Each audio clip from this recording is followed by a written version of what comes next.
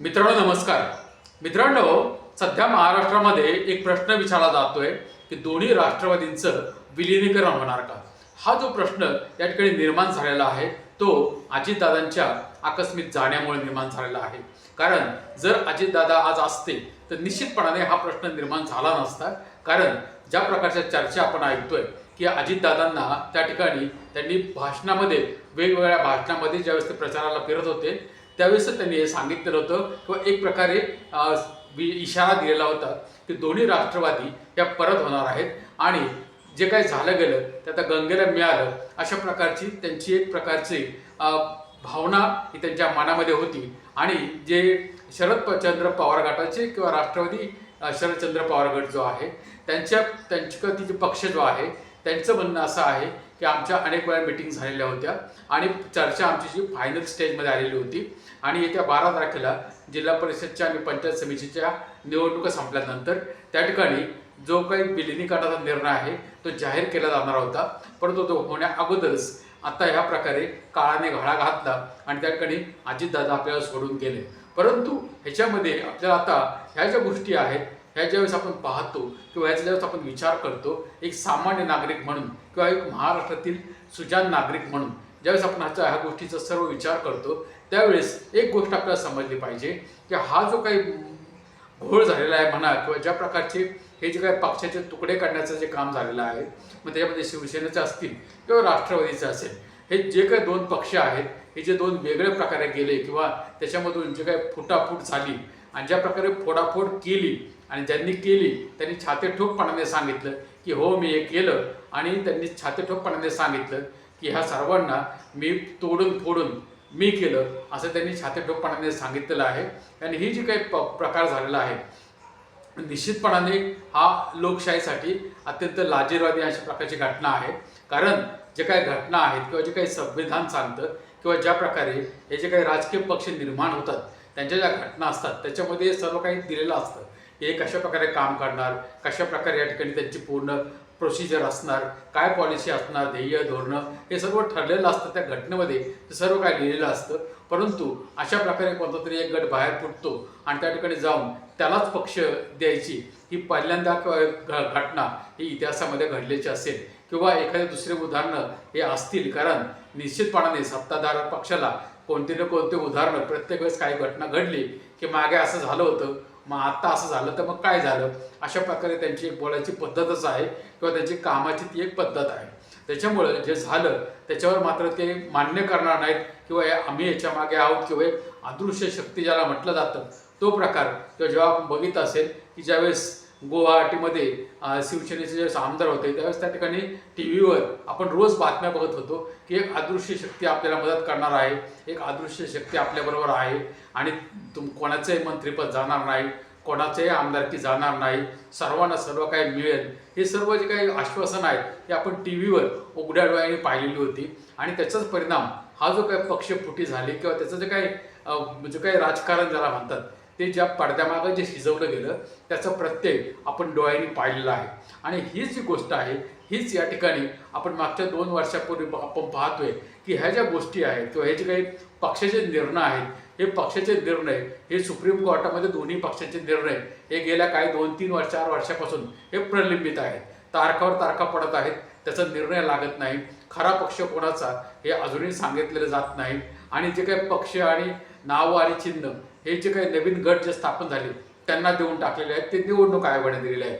परंतु हे ठरवायचा अधिकार हा मात्र सुप्रीम कोर्टाला आहे की जे अधिकार किंवा हे जे पक्ष आणि चिन्ह हे जे निवडणूक आयोगाने दिलेलं आहे हे योग्य की अयोग्य हे ठरवायचं आहे सुप्रीम कोर्टाला.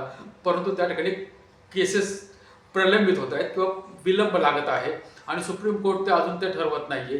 त्याच्यामुळं हे जे काही प्रश्न आहेत हे मार्गी लागत नाहीत. हे तात्काळ मार्ग जर लागले असते तर ह्या सगळ्या गोष्टी थांबल्या असत्या.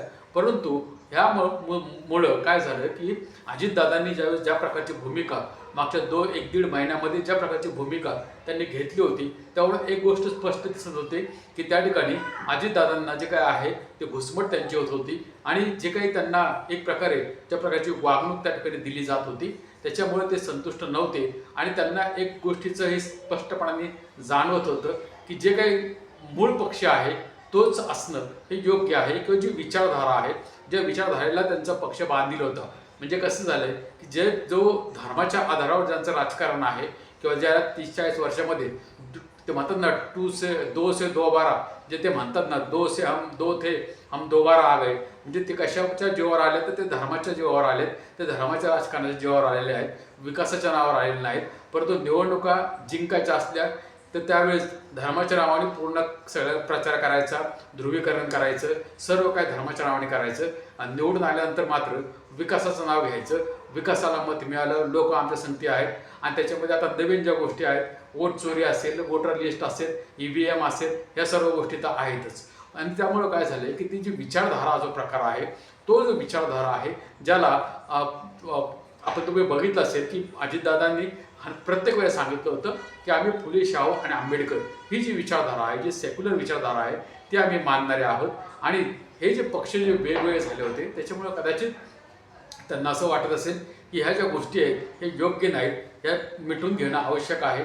किंवा एक कुटुंबसुद्धा आपण आहोत, फक्त 2 पक्षच नाहीत, तर एक कुटुंबसुद्धा आपण आहोत. आणि ज्या प्रकारचं ते कुटुंब आहे, एक मजबूत कुटुंब महाराष्ट्राचं ते आहे, आणि म्हणून त्याच्यामध्ये फोटाफोट होऊ नये. आणि ज्या प्रकारे हे ज्या फुटीचा फायदा काही लोक उठवण्याचा प्रयत्न करत आहेत, त्यांना उठू देऊ नये, म्हणून अजितदादांनी हे जे काही सूचीवात आहे हे मागेच द्यायला सुरुवात केलेली होती. आणि त्यांच्या पक्षामधल्या लोकांना हे माहिती असलंच पाहिजे की त्या ठिकाणी अजितदादांनी हे बोलून दाखवलं होतं की त्यांना हे जे काही विलिनीकरण आहे हे घडवून आणायचं आहे. परंतु ज्या प्रकारच्या घटना ह्या अजितदादांच्या मृत्यूनंतर किंवा अपघातानंतर आपण पाहिल्या, त्याच्यामुळून एक गोष्ट स्पष्ट दिसलेली आहे की कोणत्याही त्यांच्याबरोबरचे जे पक्ष आहेत, त्यांच्या पक्षात असलेले त्यांचे जे प्रमुख नेते आहेत, जे त्यांच्या उजव्या डाव्या बाजूला कायम दिसायचे, त्या लोकांनी मात्र कुठेही असं म्हटलं नाही की हा घातपात असू शकतो, किंवा अशा प्रकारे कसं काय होऊ शकतं, किंवा अजितदादांनी 1 महिन्यामध्ये जी काही वाढणी दिलेल्या होत्या, किंवा जे काही फायली माझ्याकडे म्हटलं होते, किंवा जे काही आरोप त्यांनी त्या ठिकाणी केलेले होते, त्याच्यावरून एक गोष्ट स्पष्ट होत होती की निश्चितपणाने त्यांची त्या ठिकाणी घुसमट होत होती. आणि त्यांनी जे संकेत दिलेले होते की जुने दोन्ही पक्ष जे आहेत राष्ट्रवादी, ते एक करायचे आहेत. त्यामुळे त्यांच्या लोकांना ही निश्चितपणाने माहिती असलंच पाहिजे की अजितदादांची ही इच्छा होती. परंतु तुम्ही जर बघितलं असेल तर त्यांच्या मृत्यूनंतर मात्र पहिल्या दिवसापासून त्यांचे जे प्रमुख नेते आहेत, जे 3-4 जण आहेत, त्यांनी मात्र पहिल्यापासून सुरुवात केली होती की लवकरात लवकर आम्हाला निर्णय करायचा आहे, म्हणजे कोणत्याही प्रकारचा वेळ आम्हाला घालवायची नाही. तुम्ही जर टीव्हीवर त्यांच्या ज्या बाईट्स जर तुम्ही बघितलं असेल तर तुम्ही त्या ठिकाणी तुम्हाला लक्षात येईल की लवकरात लवकर हा शब्द त्यांनी 5 मिनिटात 50 वेळा म्हटला असेल की लवकरात लवकर, लवकरात लवकर. कारण आम्हाला घाई आहे, कारण आम्हाला माहिती आहे की याच्यामध्ये काय होऊ शकतं. आणि जर वेळ दिला तर ते कुटुंब एकत्र येऊ शकतं, जर वेळ दिला तर त्यांचे जे काही मनं आहेत ते एकत्र येऊ शकतात. वेळ जर दिला तर मात्र निश्चितपणाने काय काय होऊ शकतं, आणि ज्या काही घटना घडलेल्या आहेत त्या ठिकाणी सांगितल्या जाऊ शकतात. हे टाळण्यासाठी, आणि त्या ठिकाणी तुम्ही बघित असेल 3 दिवसाचा महाराष्ट्रामध्ये दुखवटा जाहीर केला, आणि त्या ठिकाणी सांगितलं की 3 दिवस दुखवटा आमच्याकडे महाराष्ट्रामध्ये असणार आहे. लोकांनी स्वयंस्फूर्तीने आपली दुकानं बंद ठेवली, आपले व्यवसाय बंद ठेवले, लोकांनी स्वतःच्या घरामध्ये एक प्रकारे आपल्या घरातलं कोणतरी गेले, अशा प्रकारे दुःख लोकांनी साजरं केलं. परंतु दुसऱ्या बाजूला मात्र त्यांच्याच पक्षातले आणि हे जे काही तोडणारे फोडणारे आहेत, त्यांच्या मात्र गुप्त मिटिंगा चालू झालेल्या होत्या, आणि त्यांनी दुखवटा त्यांच्यासाठी नव्हता, त्यांच्यासाठी मात्र भोगवटा होता, सुखवटा होता म्हणा, किंवा सत्तावटा होता म्हणा, अशा प्रकारच्या गोष्टी त्या ठिकाणी दिसत आहेत.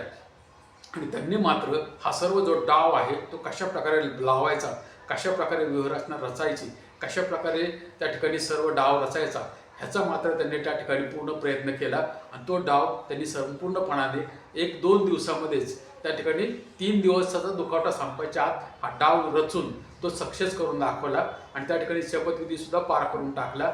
आणि त्याच्यानंतर आता मात्र हे जे काही सुरू झालेलं आहे, त्यांचेच आता जे लोक, म्हणजे ज्यांना त्यांना माहिती पाहिजे, त्यांच्यातले जे लोक आहेत त्यांना हे समजायला पाहिजे, किंवा जे नेते त्यांचे आहेत त्यांचं म्हणणं आहे की आमचा मूळ पक्ष आहे, आणि ज्यांना विलिनीकरण पाहिजे त्यांनी आमच्यात यावं. म्हणजे जो मूळ पक्ष आहे, ज्याच्यामधून ते बाहेर पडले, ते आता म्हणतात की आमचा मूळ पक्ष आहे, आणि ज्यांना विलिनीकरण पाहिजे त्यांनी आमच्यात यावं. म्हणजे थोडक्यामध्ये काय झालं माहिती का, चोराच्या उलट्या बामा म्हणतात ना, तसा प्रकार झालेला आहे.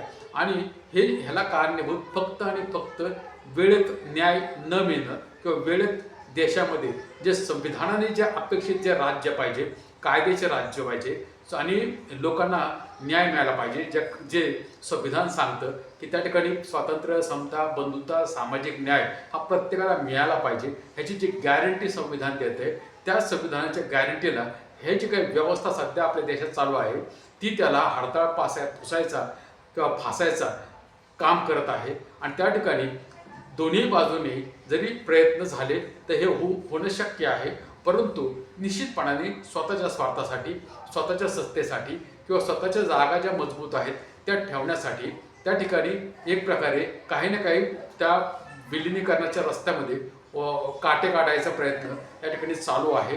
आणि विलिनीकरण कसं होणार नाही हे बघितलं जात आहे. आणि त्याला कारणीभूत ते वरचे जे 3-4 आहेत तेच आहेत. त्यांना नको आहे ते विलिनीकरण, कारण त्यांना माहिती आहे की जर विलिनीकरण झालं तर ते जरी पक्ष जरी एकत्र झाला तरी परंतु आपल्या मागे जे लागलेलं आहे, आपल्या पाठीवर जे वजन दिलेलं आहे आणि ज्याच्यासाठी आपण इकडे पळालो ते परंतु जीव काढून वरलं उभं राहील आणि आपल्याला तिथून मात्र जीव वाचवणं हे आपल्यासाठी महत्त्वाचं आहे. त्याच्यामुळं अजितदादा गेले तर त्याचा दुखवटा ह्या लोकांना तर काही दिसला नाही, कारण त्यांच्याबरोबर ते होते, परंतु ज्या प्रकारचं त्यांचं आचरण मागच्या 8 दिवसामध्ये आपण पाहतोय त्यावरून एक गोष्ट दिसते की त्या ठिकाणी माणूस गेला त्याचं त्यांना दुःख नाही, परंतु सत्ता आपल्या हातातून जाऊ नये, आपल्या जागा आपल्या हातातून जाऊ नये. आणि त्या ठिकाणी विलिनीकरण जर झालं तर आमच्या मागं जे काय भूत बसवलेलं आहे मानगुटीवर आमच्या, ते परत आमच्या वाकांडी बसेल ही जी भीती त्यांच्या मनामध्ये आहे. त्याच्यामुळं ते विलिनीकरण होऊ देतील याच्यामध्ये मात्र शंका आहे. मग ते कारणं काही पण सांगू द्या, काही पण सांगू द्या की असं आहे तसं आहे तसं आहे आणि आमच्याकडे त्यांनी यावं आणि असं काय बोलणं झालंच नव्हतं, ह्या ज्या गोष्टी आहेत त्या ठिकाणी झालेल्या आहेत. परंतु निश्चितपणाने एक गोष्ट आहे की जी गोष्ट ही पुढे आल्या पाहिजे, 2-3 गोष्टी या स्पष्ट झाल्या पाहिजेत. अजितदादांचा नक्की अपघात झाला की घात झाला याची डिटेल चौकशी झाली पाहिजे आणि ज्या प्रकारे बाकीच्यांच्या बाबतीमध्ये झालं ते अजितदादांच्या बाबतीमध्ये होता कामा नये, याची पूर्ण चौकशी, निष्पक्ष चौकशी झाली पाहिजे. आणि त्याच्यामधून जे काही खरं आहे ते समोर आलं पाहिजे, कारण ज्या प्रकारच्या गोष्टी समोर येत आहेत त्यामधून निश्चितपणाने प्रत्येक महाराष्ट्रातील माणसाच्या मनामध्ये निश्चितपणाने संशयाचं वातावरण आहे. त्यानंतर हे जे काही विलिनीकरण आहे त्याचे जे काही विलन आहेत ते कोण आहेत, कोणालाही विलिनीकरण नको आहे, त्यांच्या स्वतःच्या स्वार्थासाठी त्यांना नको आहे का, किंवा ह्याच्यामागे काय नक्की कारणं आहेत ती समोर आली पाहिजेत.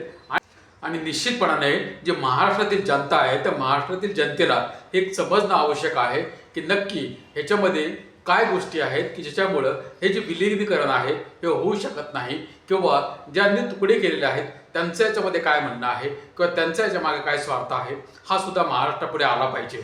आणि म्हणून येणाऱ्या दिवसामध्ये काय घटना घडत आहेत त्याकडे आपलं लक्ष आहेच, परंतु ज्या प्रकारच्या घटना घडत आहेत त्यामधून एक मात्र संकेत दिसत आहेत की ज्यांना हे विलिनीकरणामुळं नुकसान होईल, तोटा होईल किंवा ज्यांची पदं धोक्यामध्ये आलेले आहेत किंवा ज्यांना हे विलिनीकरण नको आहे ते मात्र ॲक्टिव्ह झालेले आहेत आणि वेगवेगळे कारणं काढून हे विलिनीकरण कसं पुढे जाईल किंवा कसं टाळलं जाईल हे प्रयत्न करत आहेत. आणि ज्यांनी हे तुकडे केलेले आहेत त्यांना मात्र हे प्रश्न पडलेला आहे की जर अशा प्रकारे पुन्हा एक वार आपण जे तुकडे केलेले आहेत त्याच्यामधून जर परत हे एकत्र आले आणि परत जर त्यांची ताकद महाराष्ट्रामध्ये राहिली आणि पुन्हा एक वार शाहू फुले आणि आंबेडकर ही जी विचारधारा आहे ही जर परत महाराष्ट्रामध्ये प्रबळ व्हायला लागली तर त्यांच्यासाठी ते अवघड आहे किंवा त्यांच्या राजकारणासाठी ते हिताचं नाही. त्यामुळं ही जी विचारधारा आहे ही कशी खाली पाडली जाईल किंवा ही विचारधारा ही कशी आपल्याला नष्ट करता येईल यासाठीचा प्रयत्न या दुसऱ्या लोकांचा पण आहे.